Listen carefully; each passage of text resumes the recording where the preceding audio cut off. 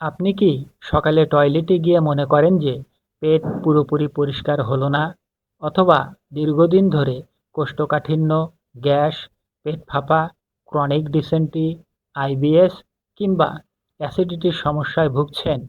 তাহলে আজকের ভিডিওটি আপনার জন্য অত্যন্ত গুরুত্বপূর্ণ হতে চলেছে। কারণ আজ আমরা আলোচনা করব এমন একটি ভেষজ নিয়ে যাকে আয়ুর্বেদে ভেষজদের রাজা বলা হয়েছে।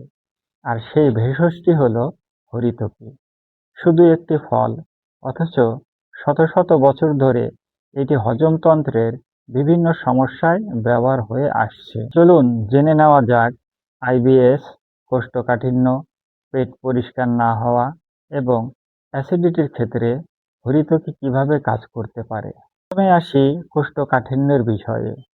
অনেকের মল শক্ত হয়ে যায়, ২-৩ দিন পর পর পায়খানা হয় অথবা অতিরিক্ত চাপ দিতে হয়, ফলে অনেকের রক্তপাতও হয়ে থাকে।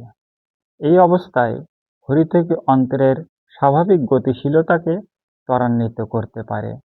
আয়ুর্বেদ ও ইউনানি মতে এটি মলকে স্বাভাবিকভাবে বাইরে বের করতে সাহায্য করে এবং অন্ত্রের কার্যকারিতা উন্নয়ন করতে সাহায্য করে।